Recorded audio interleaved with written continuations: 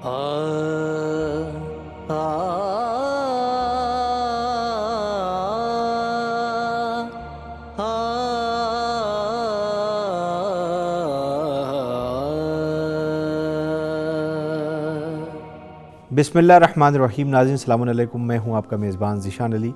हमारी इस पेशकश में आप सबका इस्तक़बाल है।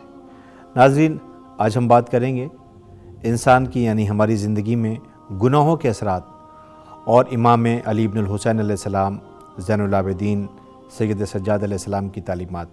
इमाम अली इब्नुल हुसैन अलैहिस्सलाम सिलसिला इस्मत के 5वें मासूम और सिलसिला इमामत के चौथे इमाम हैं।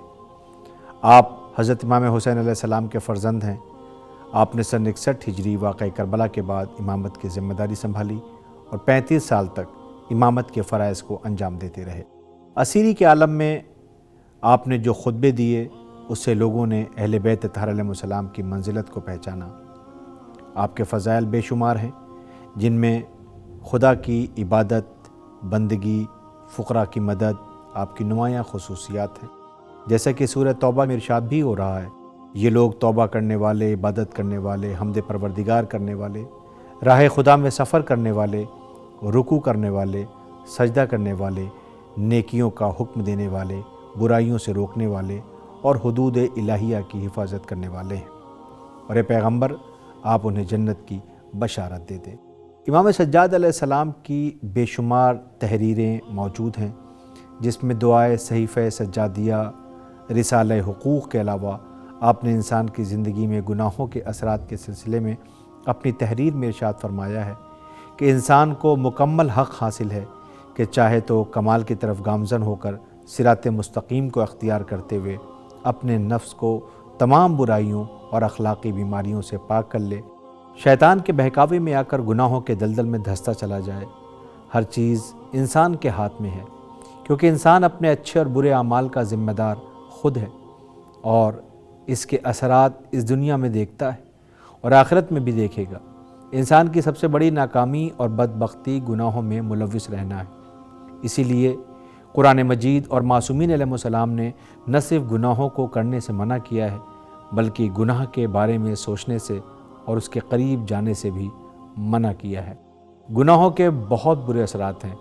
ये मुख्तलिफ़ बलाओं की शक्ल में रूनुमा होते हैं और कुछ गुनाहों की सज़ा आखिरत में मिलती है। लिहाजा इंसान अपने गुनाहों की शिनाख्त करके उससे दूरी अख्तियार करे, जो इंसान की ज़िंदगी में पॉजिटिव तब्दीली ला सकता है। इमाम अली अलैहिस्सलाम फरमाते हैं कि ख़ुद को गुनाहों से महफूज रखो, क्योंकि इसके सबब ही बलाएँ नाजिल होती हैं और रिज़्क़ में कमी होती है। यहाँ तक कि इंसान को छोटी सी खराश भी नहीं लगती और न वो ठोकर खाकर ज़मीन पर गिरता है और न उसे कोई तकलीफ़ पहुँचती। इमाम अलैहिस्सलाम का इरशाद है कि कोई बला, कोई बीमारी नहीं आती मगर उसके गुनाहों की वजह से।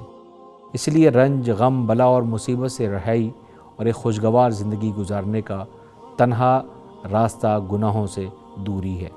इस्लाम गुनाहों को एक बड़ा फितना जानता है, जिसने इंसान की खिलकत से अब तक उसे पस्ती और बर्बादी की तरफ खींचा है और इसकी बदबख्ती की ये अहम वजह रही है।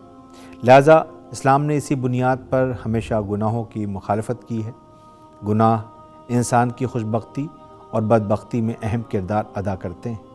जिस तरह इंसान की नेकियां आखिरत में सवाब और दुनिया में खैर व बरकत की शक्ल में ज़ाहिर होती हैं, उसी तरह इंसान के गुनाह जहां एक तरफ उसके नाम आमाल को दागदार बनाते हैं, वहीं दुनिया में ये चंद शक्लों में रूनुमा होते हैं।